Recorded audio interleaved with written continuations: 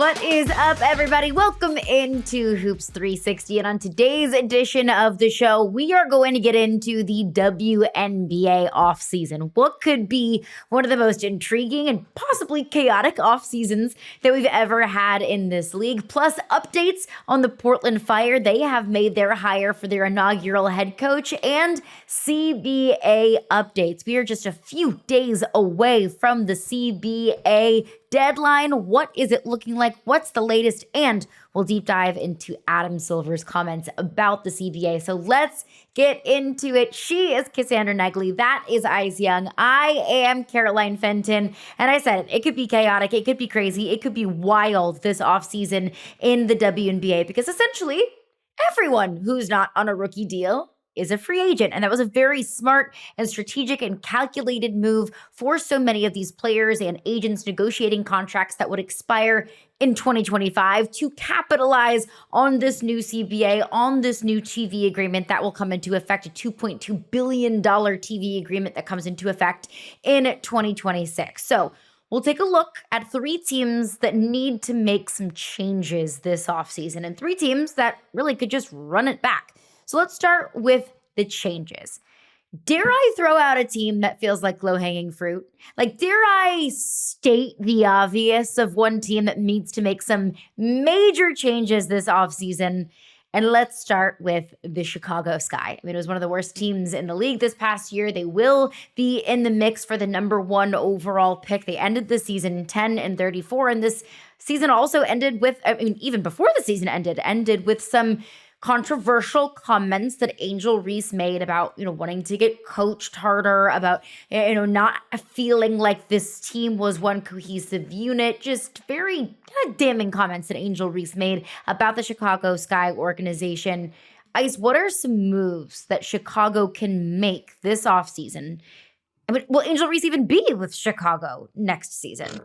I mean, well, we might get to that conversation a little bit later on the list of superstars that I think, or players that are good players in the league that would leave their teams to become superstars. I certainly think Angel could be considering that just because of the chaos that has been what is Chicago for the last 3 to 4 years, pre-existing Angel getting there, but then obviously continuing since she's been there.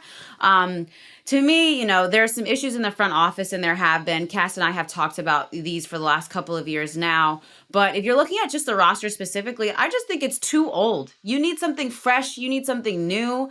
I love Camila Cardoso. I believe that she should stay on this roster as a 6'7" post player who is only going to get better on both sides of the basketball. If you can keep Angel Reese happy, you obviously keep her, the player that has been leading the league in rebounding the last 2 years. But I hate to sound rude, but beyond that, I think the roster is pretty much wide open. I'm not sure what else is there to build around. I think at this point in her career, and Ariel Atkins is certainly still a good guard in this league, but I'm not sure she's the guard that you need to build around in terms of a main two guard. And she's been there for a couple of years, and it just seemed like this year the system with her and Tyler Marsh didn't mesh so well, and she had up and down. So I like Ariel Atkins and I like her game, but I feel like she may also want a fresher look. But I think they just need to get some younger players, a bit more athleticism.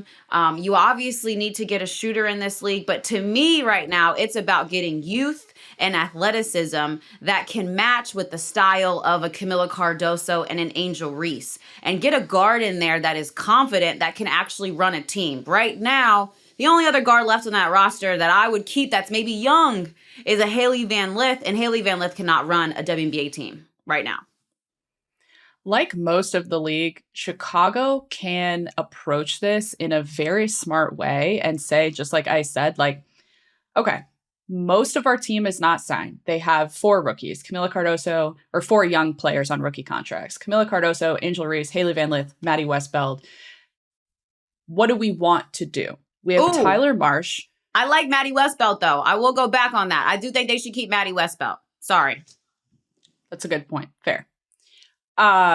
They have Tyler Marsh in his second year, comes from the Becky Hammond tree. And as we've said repeatedly, and we just saw in the playoffs, good tree to come from.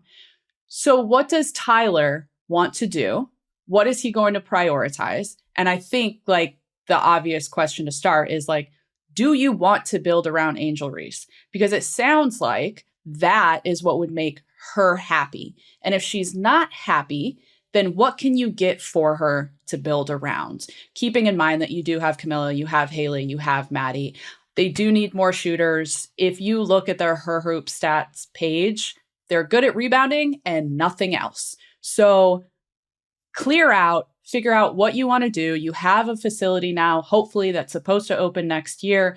You can draw in free agents that way. What do you want out of this team that will help you compete?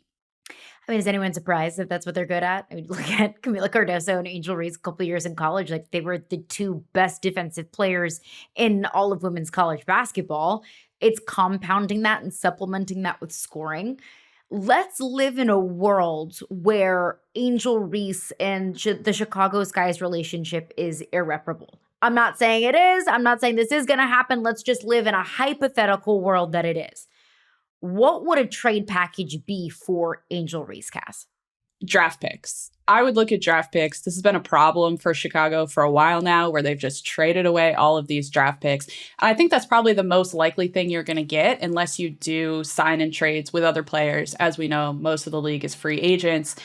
I don't want to flip the page too quickly to our next team if Ice has more to say, but Chicago does not have their first round pick. You know who has it? The Minnesota Lynx. I'm cool with switching to them. I'm cool with switching to the Lynx. What we saw the last 2 years of the Minnesota Lynx is that they have all the talent and all the depth. To me, they had great rosters the last 2 years, to which, of course, it got them to a semifinal this past year and an injury to Nafisa Collier. You could argue that they would have been in the finals. They were the number one team the entire season. And then last year experiencing heartbreak in the finals. Interesting to me that you don't know who is going to return for them. And so I don't know if you're Cheryl Reeve in a perfect world, can you get everybody back? Yeah. Because to me, that seemed like a close-knit, happy community in which they believe that they had enough in order to win. But my thought with the Lynx is that there are a couple of players who are coming off the bench for them that on other teams could start or could become more major contributors. I don't know if they will get a Jess Shepard, a Natisha Heidemann to continue to buy into the system and then promise that they're going to win next year. Because if you're the Lynx, that is the only option. It is becoming like Gino Auriemma and having kind of an 8-year gap where you don't win a championship and we're looking like, hey, what's going on here? And then what happens? Gino wins a national championship last year and all is good in Storrs, Connecticut. I feel like we could be having that similar conversation for Cheryl Reeve and the talent that they have, but no championships in the last few years. Obviously, there has been a dynasty being built in the Aces. I'm not going to, disregard that, but I also will say that the Minnesota Lynx had very good rosters to also compete for a championship. So I feel like if you're Cheryl Cash, you want everybody to come back, but is that realistic? I'm not sure. I also think as a front office, if you're Cheryl, how okay are you with returning basically the same roster for a third consecutive year? Like, I feel like I understand, she talked about this at length this year about consistency was what we had, right? Chemistry was our biggest asset. So let's bring everyone back and try and win a championship. But you didn't. So are you content with just being the same again and relying on chemistry? Because clearly there were some issues there with that. I think there do need to be tweaks. I do wonder if you almost just solve it through the draft, because they have the second best odds in the draft lottery. So that could get you a player like Olivia Miles, point guard, definitely is probably going to flourish in Cheryl Reeve's system. Maybe that's just like the quick solution and you get a true point guard back at that position, not to take anything away from what Courtney Williams has been able to do the past few years, but maybe it's just as simple as that. I like that option. That is where Natisha Heidemann is very interesting to me right now in this league because of what she showed she can do from the point guard position despite her size. Do you just bank more on Natisha Heidemann being able to play more, move Courtney to the 2, and then kind of flirt with Bridget Carlton and whoever else? I'll also say that Dejanay Carrington, I believe, was the piece to solve the puzzle this season for them. And then she was injured and not able to play in the playoffs. And so if you're Cheryl, you might also be saying we get a healthy Dejanay Carrington back. We bring everybody else back. We have a healthy Nafisa Collier, who is shaped up now to, I think, be the MVP because she's got all the storylines and all the adversity to overcome, and I think show us like the best that she can be. And you got to thank Asia for pushing her in that way. But I say, like, if you can get Dejanay Carrington and company to come back and be healthy, maybe you try it just for one more year because you know that you had found the piece that was missing and the versatility that they needed on both sides of the basketball. Last thing, Kayla McBride is not getting any younger. As much as we love K-Mac, we will start to see, and we will start to have to see the injury, the fatigue, and the 10 plus years of work that she's put in this league. And so you got to start to think about that as well. And the work that she's put in overseas. This is a player who has always played overseas. I believe her rest early this year was because she had played overseas and at Unrivaled. That's a very good point when we talk about, off-season leagues and other leagues. Like that just compounds the load that goes on your body and shrinks injury recovery time. I'll push back a little bit on the Lynx though, because they have one of the best players in the sport in Nafisa Collier. You have the winningest coach in WNBA history in Cheryl Reeve. 2 years ago, you were a questionable call away from winning a championship. This past year, you were a fee and Dejanay Carrington injury away, potentially from punching your ticket again to the WNBA finals. Hey, we can debate that all day long, but they were right there, right? They were right there in the conversation. They were the best team in the regular season. Why not just repeat what you did? Why not fall back on that chemistry? Because I do hear you that maybe the same voices and the same team that you have together, like sometimes freshening that up is an important thing. Maybe that is the key, that making those small tweaks and changes can be the difference between not a questionable call away from a championship and actually winning a championship. But why stray from that? Why not just double down and go back and run back what you had the past couple of years? It's a formula that clearly is working. They just haven't broken through. I don't fully disagree. Like if they keep it completely the same and they just add their draft picks, like, okay. Because I think you're right. You can look at it and say, like, this is not to say that champions win because they're lucky. Like they didn't win from luck. But we say it all the time, like it takes luck to win a championship. Totally. And maybe it just is the Lynx didn't have the luck. It'll be interesting to see. It's a good problem to have. They're one of the few teams in the league in which you can say, well, if we just decide to keep the people that we have, we feel comfortable in our chances to build and see what's coming forward. I would say the same about Atlanta. If you're Atlanta, like, do what you did. Everybody go in the offseason, get to work, get better. I think a player for them that was injured this year, a rookie, Taylor Theory, it can be extremely helpful for them on the defensive side of the basketball, add some depth to their guards. But I think like Atlanta and the Lynx, to your point, Caroline, could do absolutely nothing, but just make sure that they take care of the people that are there. And they could be right back in the semifinals next year. Confident. Yeah. I feel, at least from what we know right now about the Lynx. Now, what happens in free agency and do players decide to, play bigger roles elsewhere? All of that TBD. But as currently constructed, why not, the Minnesota Lynx? We've been talking about the Lynx as championship contenders for the last 2 years. So it will be fascinating to see how everything unfolds in Minnesota. I do want to look at another team, though, that's not nearly on the same caliber of championship competitors as the Lynx are, but I think potentially can be after a few tweaks, and that's the Sparks. The Sparks missed out on the postseason, but they were right there. Like we were talking about the Sparks potentially eking into the playoffs up until the last couple of games of the season. They were 21-23 on the season. We saw Rickea Jackson take big leaps and bounds forward. Obviously, Kelsey Plum and what she added into this offense. She was the Sparks' leading scorer on the year. Dearica Hamby and what she adds to this team as well. You have Rickea Jackson. Cameron Brink coming back from her ACL tear. She added, I think, a spark plug into this team as well. Cameron Brink, Rickea Jackson, Sanaya Fagan, Sarah Ashley Barker, all on rookie deals. Ice, what needs to happen for this Sparks team in the offseason to get over that hump and finally find themselves back into the postseason? Yeah, one, they need to buy Rickea Jackson a blanket that says, "We value you." and then show that they value her. I'm not joking. If you don't believe that Rakia is one of the future superstars of this league, you don't believe that the sky is blue and you think that the earth is also flat. Like, it's clear. It is clear to me that she is going to be one of the best players in this league.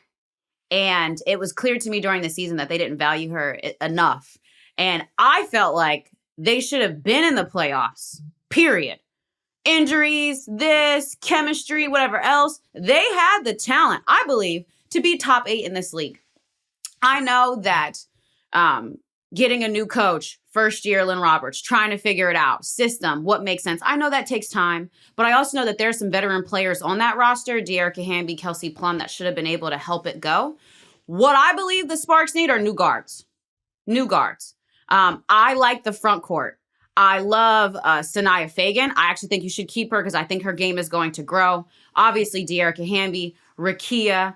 We keep going to Cameron Brink, who's back and healthy. Azurá Stevens, a player that continues to do well, averaged double figures for them this year. Azurá Stevens averaged almost 13 points and 8 rebounds. She was a huge push for them that maybe they weren't necessarily expecting to be, but I've always loved her game. And McCannon, they're helpful, experience, but I think you might be able to find something a little bit better that you can produce and get better. But to me, it's the guards. Julie Van Loo, Julie Allemond, Sarah Ashley Barker, Ray Burrell. I'm sorry, but those are just question marks to me right now at this point. We have seen Julie Van Loo play good basketball in Washington, but I think that's because she needed to be more of a contributor. I'm not sure if she's the guard that you need coming off the bench to surround a Kelsey Plum, who is already small, who is already a liability defensively. Having both of them on the floor didn't work for them. Ray Burrell offers some versatility, and I like her game, but I'm just not sure she's what the Sparks need on that roster in order to make it happen. I would love to get someone that's more of an outside shooter that can stretch the floor for them because KP gets downhill, because Hamby plays in the lane. But I'm thinking guards. I'm thinking guards that can shoot the basketball, that can stretch the floor, that are a little bit more athletic is what the Sparks need in order to go from a team not in the playoffs to a team in slots 4 through 6. And if you ask me, with the core pieces that they have in Rakia and De'Arica and Kelsey, they could be a top 6 team in the league. I'll add an addendum. Guards who can defend. Oh, please. Not to state the obvious here. To bring up the stat sheet is fascinating. Lynx led the league at 86.1 points per game. The Sparks are second at 85.7. But the plus minus for the Lynx is 9.4. The Sparks is negative 2.6. Oh my God. Like, the next closest is Dallas at 9th at negative 6.3. That's enough brutal. Negative. I mean, here. we knew Dallas was bad. My goodness, when you put it that way. Like, and Cam, like, missing a lot of the season certainly did impact that. But you also, like, want to have better defense up top so that Cam doesn't have to block all of these shots all the time and be the last line of defense. And be in foul trouble. And yeah. Right? Like, Cameron Brink struggled with foul trouble in college, but that's because she was playing behind Stanford guard that can't slide left to right, and the system wasn't working. We're going to see the same situation, and we saw that in the 19 games she played where she's in foul trouble half the games, not because of her, but because she's trying to be the last line of defense. So I completely agree with you, Cass. That's a brilliant point. Just defense. Just please work on defense. We don't ask for too much around here. We really, really do. I don't know. I think we ask for a lot. Anyways, and on that, those are 3 teams that we feel like just with some tweaks here and there, and maybe some major changes, cough, cough, Chicago here and there. That's some of the necessary things that need to happen this offseason. But there are several teams that can keep the same formula, that have just gotten so close or have shown enough strides and enough growth that they can just run back what they've done. Again, more difficult in this offseason probably than ever before, given how many players will be free agents this offseason. But these 3 teams can be teams that can just push, into the middle what they did this past year and run things back. And I think that conversation starts with the Atlanta Dream. Now, Taylor Theory and Tiana Paopao are the only two players that are coming back on rookie contracts. Tiana Paopao, by the way, I think there were several questions when she was at South Carolina about if her game could transition into the W, if she had a future in the WNBA. I think her pairing with the Atlanta Dream, it was right place, right time, the right infrastructure around her, that the Tiana Paopao was in the perfect position with the Atlanta Dream to thrive. But Brittney Griner will be a free agent this offseason. Cass, what do the Atlanta Dream need to do? Or should it be a priority for the Atlanta Dream to keep this core intact and to bring Brittney Griner back? I mean, that's a really loaded question, because what we haven't kind of touched on yet, that I'm sure all our viewers remember, is there's going to be 2 expansion drafts. I mean, 1 expansion, 2 teams. I agree with what I said earlier. Like, I like this team. I think the first year of Smesco ball was fun. It definitely worked. I think it's going to depend a lot on what a player like BG wants in the final years of her career. She did seem really happy and excited to be in Atlanta. And if she's good with kind of that bench role, certainly keep her there. You know, if you can get all of this buy-in from all of these players, I think this is another team that, for example, Jordan Canada missed a large part of the season. And I know they cited that as an issue, not having their true point guard around to handle the offense. Yeah, I agree. It's what I like about Atlanta is that head coach Carl Smesco came in right away with the ingredients that they had and the free agents that they got, and it really fit a recipe that was successful. And I had their game towards the end of August. So, you know, as we're going into playoffs, and the style of basketball they were playing was getting better. Like, they had not yet reached their peak, yet they were second or third in the league. The interesting thing about Atlanta is there are so many good pieces of their roster that you can pick from in terms of expansion draft. We just saw Naz Hillman, you know, solidify herself as a player that's going to stay in this league and be 6th player of the year. Can you protect her? I think about Nia Coffey, similar player, 4 player that has had 8 years, now 9, I believe, years of experience in this league. Talk about expansion draft and wanting to bring someone over who's a vet and who understands, you know, what's necessary. I would think Nia Coffey would be an easy look at someone just to say, yep, we need her. Come, bring versatility, bring defense, bring a little bit of everything.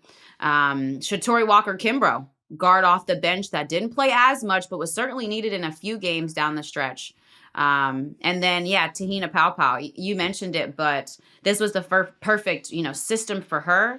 I do think that Paopao can be adaptable in this league and won't just be a shooter at some point. I think there are areas of her game that she certainly showed she was looking to grow as the season went on. But if you're Atlanta, you want to keep the majority of this roster, because I think that with the system that Coach Smesco has, like, it just fit. And if you're BG, I would think that with what BG has gone through in her career and the places that she's been, I doubt she's looking to leave again. You know, she seemed pretty happy to us when we were covering their game for CBS about the belief that the team had in her, how much Carl Smesco valued her. When I asked him about, hey, this championship culture, what's been different this year than every other year? He said, it's BG. That was the first person he mentioned. He said, it's BG. It's BG. She is the one who is the DNA, who is the glue here. And then obviously talked about everyone else, Ryan Howard, Alicia Gray. But they respect the hell out of Brittney Griner in Atlanta. I doubt that she's going anywhere. And yeah, I can't tell you what Brittney Griner wants. Only Brittney Griner can tell us what she wants. But I can only imagine at that point in your career, it's really attractive to say, I just want to go wherever I can win a championship. And I get it. I don't blame any player who would want to just go somewhere where they would, one, make the most money or have the best chance at winning a championship. Whatever your prerogative, your priorities are, more power to you. But I can only imagine how unattractive the idea of leaving somewhere would be, especially when you have such a good thing going. And that's exactly what Atlanta felt like. It just felt like the vibes were just so good for the Dream this past offseason. So I agree. Just run it back. Run back what you had this past season going into next season. Cass, I think I have a question for you. I don't know if I have a question for you. Do we know for the expansion drafts if the teams are protecting the same number of players they did last year? Does that change because there are 2 teams versus 1? So we don't know anything about the expansion draft because Kathy has said it's tied in with the CBA. So it'll be negotiated in that negotiation. Because there's 2 teams, I think there's kind of a belief, again, we know nothing, a belief that maybe you can only protect 5 players versus 6. In the past, like maybe 4 players were protected. Right. But we know nothing and franchises don't know anything. I love that. Cool. Information, communication, figuring things out. It's always so lovely. Let's keep everybody in the dark. Okay, but teams that could keep the same formula. Great question, Ice, because I was wondering the same thing about what this process is going to look like. That's another thing. We talk about how this offseason is going to be so crazy because so many players are free agents. Well, if you're one of these teams that wants to run things back, not only are these contracts guaranteed, there's no guarantee that a free agent is going to want to come back and run things back, but also, if you can't protect these players, there's no guarantee that they're going to be coming back or they won't be vulnerable in the expansion draft. So it just adds to all of the silly season that is this WNBA offseason. Let's touch on the Liberty. Because I know that this season fell short of expectations, lofty expectations for this Liberty team that wanted to run things back and go back-to-back and win another championship. And obviously, the injury bug bites, and there's just nothing that you can really do when Jonquel Jones goes down with an injury, when Sabrina Ionescu gets bitten by the injury bug, when Stewie gets bitten by the injury bug. But when you have those big 3, JJ, Stewie, Sabrina, run it back! Keep going back, because as long as you have those 3 intact, Ice, you are, in championship contention. Obviously, no Sandy Brindello. They don't extend her contract. There'll be a new coach coming into New York, but run it back with the Liberty. Why not? Yeah, and I'll add one more person to that, Natasha Cloud. You're not winning a championship without a good point guard. She to me, by far, is one of the best defenders in the league from the point guard position. And her scoring in double figures, 5 assists this season, like she bought into the system and knew that she had great players around her. I definitely say you want to keep that core. There's something scary about Sab and JJ and Stewie coming on the floor together. I don't know who would bet against that. At the same time, this will be one of the teams that will not look the same next year. They will not. It's impossible that this team will look the same next year. 2 expansion teams out of the 4 names that I just mentioned. That does not include a Leonie Phoebish. That does not include a Isabel Harrison. That does not include a Niara Sabli, who spent a lot of time this season injured. That does not include a name that I'm adding to a list from another team, Kennedy Burke, who I am big on. Maureen Johannes. I'm not trying to be funny. Probably 6 out of 7 of those names won't be there. Won't be there. Yeah, Cass. Yeah. Much like last year, I mean, that's what we were all talking about going into that Golden State expansion draft was like, who do you choose from the Liberty? It's like an embarrassment of riches in who you could choose. And we saw that Kayla Thornton left, and that definitely impacted the Liberty. So 2 of those players that you mentioned are probably gone in the expansion draft at minimum because you're not going to be able to protect everyone. And I'm going to throw in another name. I think going without Benijah Laney Hamilton was huge for the Liberty this year. So you have to bring her back into the fold. Do you protect her? Do you leave her unprotected? So many questions. Also, I think to your point about this team is going to have to look different. Jonathan Kolb basically said that in his exit interview. He was talking about, he kind of mentioned a few times, mostly it was about Sandy, but he mentioned, kind of the league is passing us by. He didn't like their 3-point rate. He didn't like their free throw rate. And he was talking about, he was kind of asked about Sabrina Ionescu and guards who would pair well with her. Maybe some people felt like that Natasha Cloud pairing wasn't going as well as they would hope for Sabrina. But one thing he said, direct quote, kind of mulling about, is it time for Sab to be the one and finding a partner for her going forward? So maybe that backcourt looks different next year. I know Ice doesn't like it. Yeah, I don't. Can you tell? I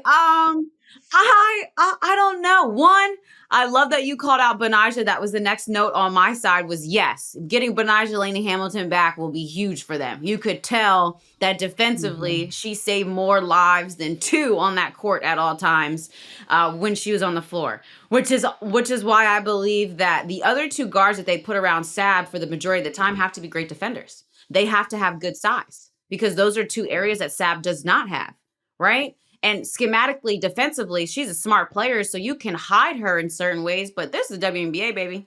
Like, everybody is attacking you and finding a way to attack you if they want to. That's what they're going to do.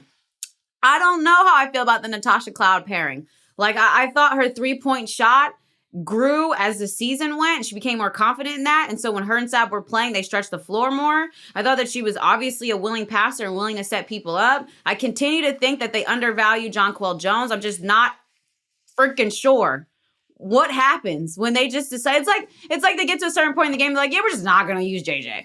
We're just not going to use the 6'6" skyscraper. Probably has the most points of any Liberty player in the first quarter and then never again. Also, we'll throw in JJ did have surgery. She shared that on her Instagram story. So clearly she was dealing with something. Yeah. But whether she was injured and they weren't using her, she was. And then I'll say this too, like, you looking at the entire season last year, to me, it's a bad season to look at in terms of Sabrina Ionescu because so many players were injured. She had to change and adapt so much. It was an abnormal amount of, to me, pressure and work that Sab had to do, that you also want to bring people around her that makes her life easier. Like, in order for Sab to be the one, that doesn't mean she should be doing more work. That's not exactly what that means. And I feel like maybe in that statement, that's what he was alluding to. I also will say, Breanna Stewart, it's like me saying this against LeBron almost, but I don't know how many more great years we have of Stewie. Stewie has logged a ton of basketball miles. It's the same conversation with the Kayla McBride. And because of how Stewie plays both sides of the basketball, all defensive teams year after year, her body is constantly on the line. She takes more hits than a guard like a Kayla McBride. And so we also saw this year some of the injuries and in and out, and obviously games that she sat for significant time trying to get her body right. I think there's multiple things to think about if you're New York, other than the plethora of guards that are going to be gone off the roster through expansion drafts. But this team will not look the same next year. It'd be interesting to see what they choose. So of the big three, let's just say there's a world where they could only protect one. Like, I'm not saying that that's going to be the case, but let's say there is a world where the Liberty can only protect one of Jonquel Jones, Sabrina Ionescu, or Breanna Stewart. Yeah, Cass, what you saying? Who should they prioritize? Oh, thanks, Ice. Such a good teammate. My gut says JJ, but I'm actually going to go Sabrina because this is their first ever number 1 draft pick. That means something to them, to the city of New York. She has bought into that. Like, if internally she is still really buying into that, I protect her, and they do have core designations if those are still alive under the new CBA. So to core her means something in terms of her importance to a franchise. And she's a celebrity. Like, outside of the W, she was a College Game Day guest picker. She was doing interviews at the Super Bowl. Like, whatever that means to you, I do think that's valuable to a franchise, especially a franchise like the New York Liberty Ice. I agree. I think if Stewie was 2 years younger, I'd say Stewie and wouldn't even thought about it. It's the age for sure. It is. Yeah. It is. And just watching Breanna Stewart's game, and obviously huge fan, love Stewie personally and professionally. You can just tell that she has logged a lot of miles, and that the same that we saw, required of her to win a championship last year, or the 2 that she won in Seattle, it just can't look like that. She will absolutely be a part of championship caliber teams for the rest of her career. I have no doubt about that. But what's required of her to do that is going to change, I believe, moving forward. Could you make the argument for Jonquel Jones? What would the argument for JJ be? There's no other 6'6" big in the league that can also shoot 45% from the 3, that can score double-double inside. Like, it's just nobody else like JJ. I'm yelling because I'm upset that New York, just for some, I believe, has not, that thing hasn't clicked. Even her winning finals MVP, not this season, but obviously the season before, it was almost like they had tried every other way, Cass. Like, they had tried everything else. And then it was like, hey, okay, we're just going to have to throw it to JJ, guys, if we want to win. And then she becomes the finals MVP, and the rest of us are like, duh. Like, Yeah. it pains them to do it. I'm sorry. We just have to. And listen, I hear you. You're going from Sab to Stewie to JJ. Like, the ball is touching great hands. But it felt like she was the last option. So to me, I just think with the way in which it has seemed like from a basketball standpoint, and that maybe could not be front office. I blame the front office for it, but it easily could be blamed on the players not throwing the ball. Who knows? Maybe that's why Sandy Brondello was out of there, because they were built on JJ, but they felt like she wasn't being used as much. I don't know. But I tell you what, you don't protect JJ or you don't show her that she's valuable, any other team would pick her up in a heartbeat. Any other team would acknowledge the magic that JJ can bring to your roster. It's a league of front court stars. That's all you need to say. Yeah, again, the only 6'6" person that's shooting 40% from three. I'm sorry, but I just can't say that enough. There's nobody jumping out there and blocking that. Almost won the 3-point competition a couple years ago. True. People outside the WNBA thought that was like a funny little haha joke. And I was like, nah, she's going to win. No. Sniper out here. How difficult this conversation is just adds like credibility to the fact that the Liberty just need to run it back.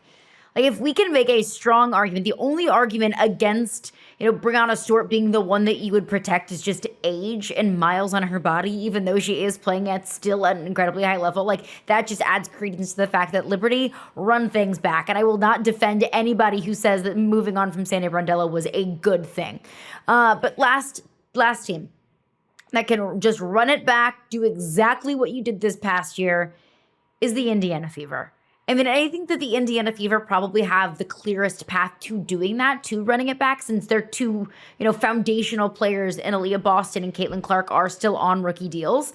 But I think Kelsey Mitchell is priority number one to bring back. Like, she was the heart and soul of this Fever team this past year. Lexi Hull, I would add too.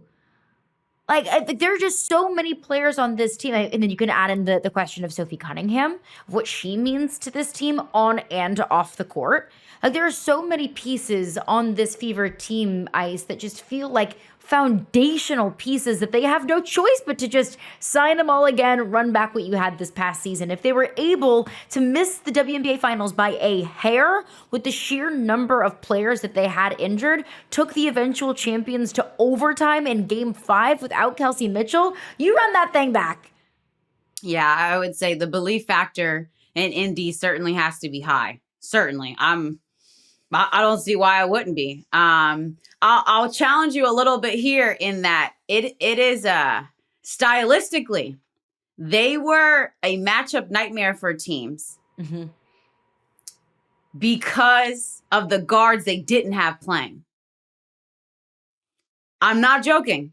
The fact that an Arie McDonald was fast, picked up the pace of their team. You could argue faster than a Sophie Cunningham towards the end of the season. The veteran leadership and bucket getter in Odyssey Sims also blended well with Kelsey Mitchell. The younger players that came off the bench that were athletic, KK Timpson, helped with that squad.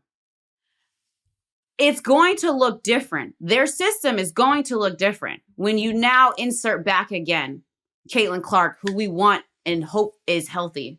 When you insert back again Sophie Cunningham, the system is different because some of those players won't be allowed either, one, to play or be on the team, but two, the style is going to be a little different. So I say that, like, down the stretch, the players that they had were the X factor because stylistically they were just a bad matchup for the two teams that they saw in the playoffs.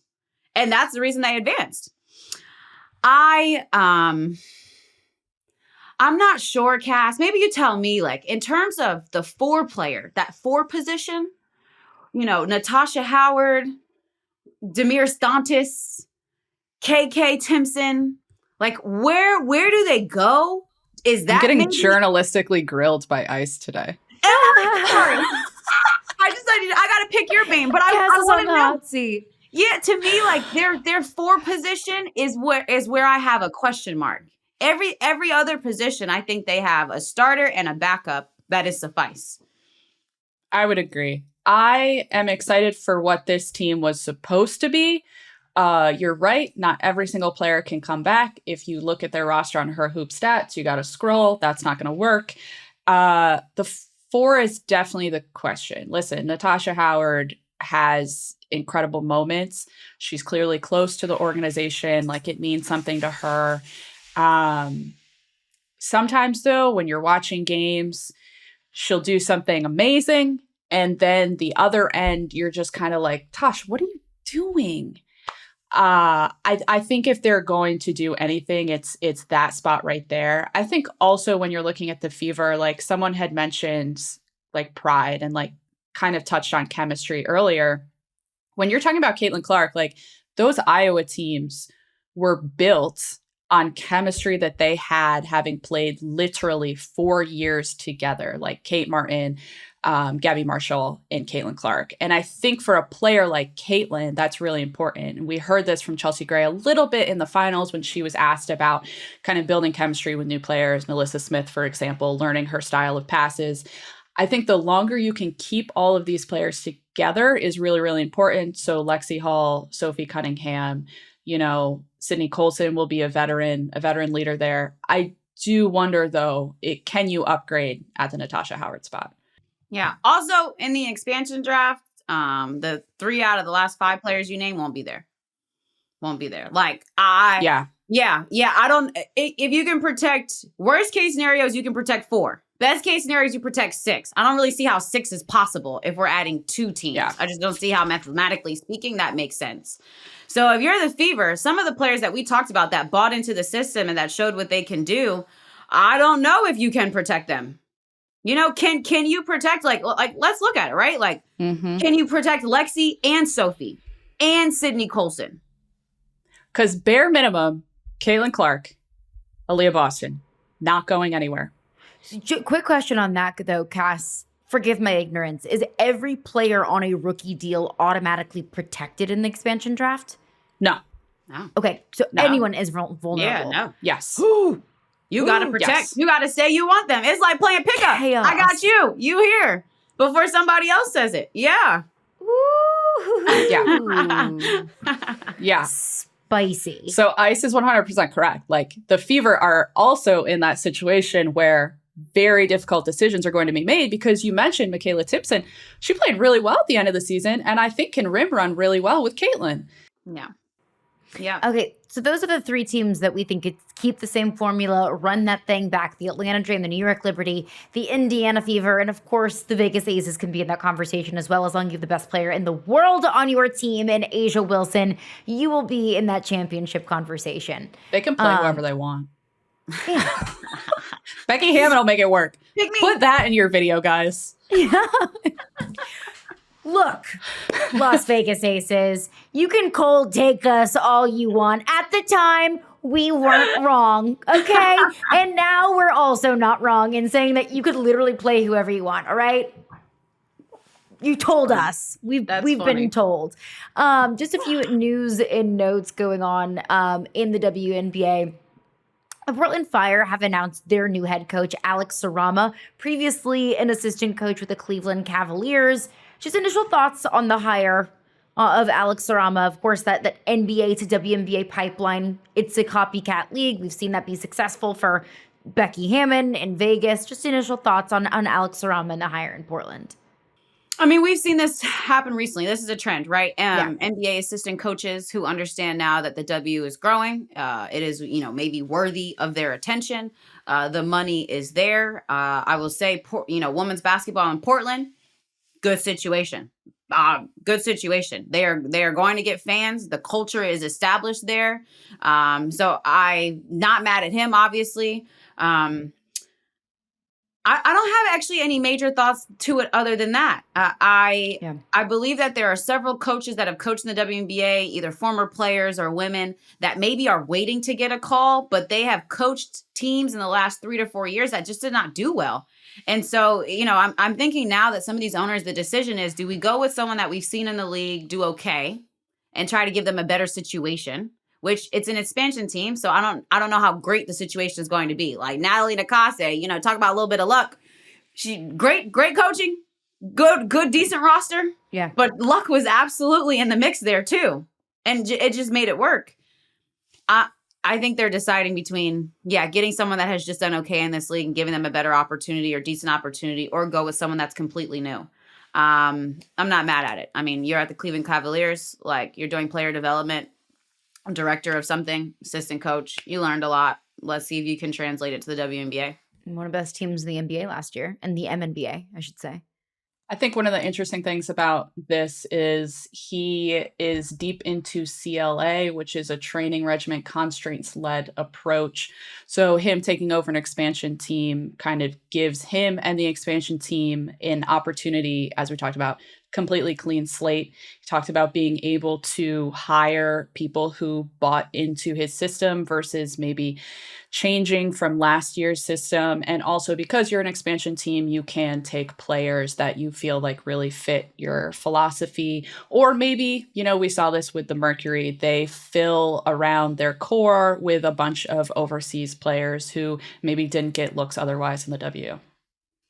And a few more news and notes for you. We're recording this podcast on October 22nd. The CBA deadline is October 31st. So we are just over a week away. Now, of course, there can be an extension. They can, if they agree to an extension, then of course that date gets pushed back. It feels like we're heading toward that point. But we had an update from Adam Silver. Of course, the NBA season started on Tuesday night. He spoke with the media, had a press conference, talked about the upcoming season on the men's side of things, but did touch on the looming CBA and the women's side of things. So there's been a quote that has been circulated around the media of Adam Silver saying, yes, that they should be paid more. They will be paid more, that they deserve it. But it's important to also point out another part of what Adam Silver had to say. And let me just say, I agree. I think we all agree that players deserve to be paid more.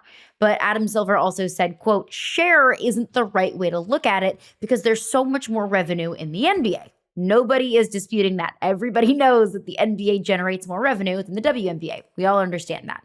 But he continues and says, quote, I think you should look at it in absolute numbers in terms of what they're making.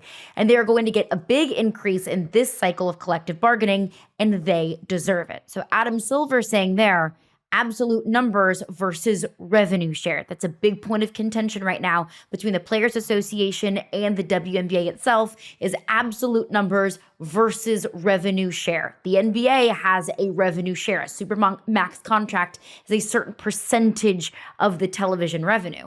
The WNBA TV revenue is going to absolutely skyrocket in 2026 to $2.2 billion. The players are saying, hey, we just want a share of our TV revenue, just like our male counterparts are getting a share of their revenue.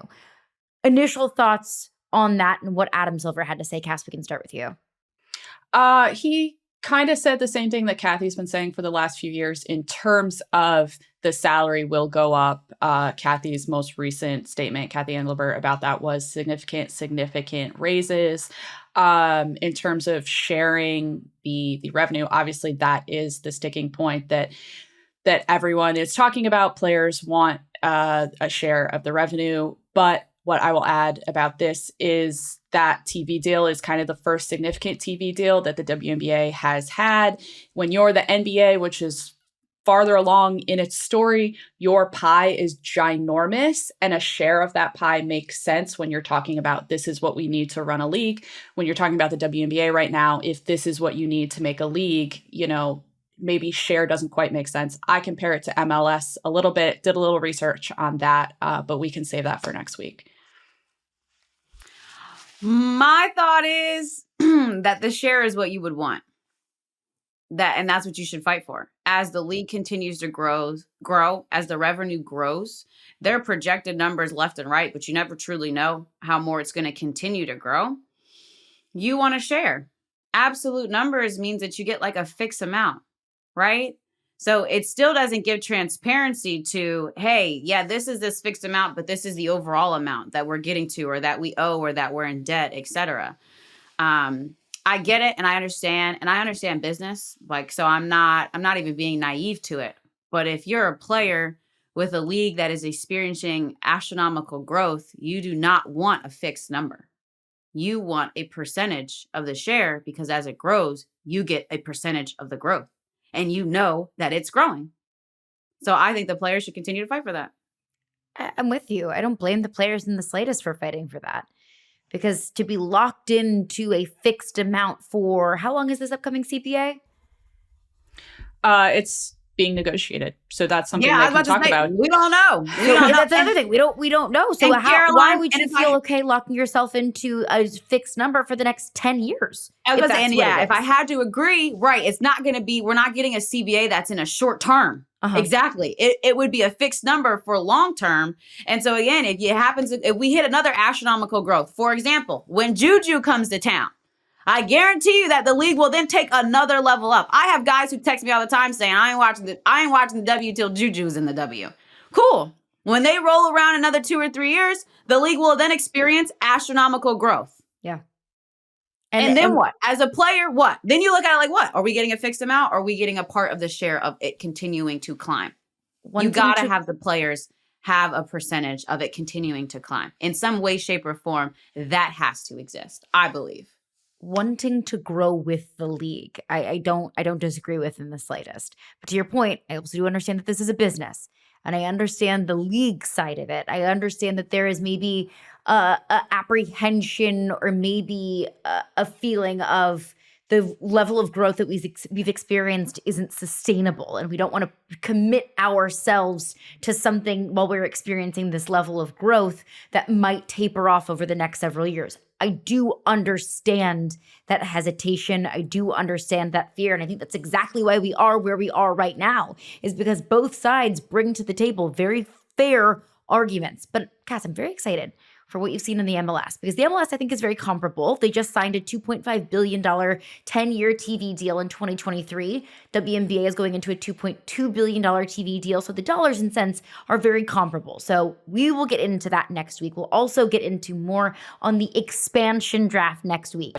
Which players could flourish in one of these expansion teams over the next couple of years? All of that coming up on Hoops 360 next week. That is Ice Young. She is Cassandra Negley. I am Caroline Fenton. Always appreciate you stopping by the podcast.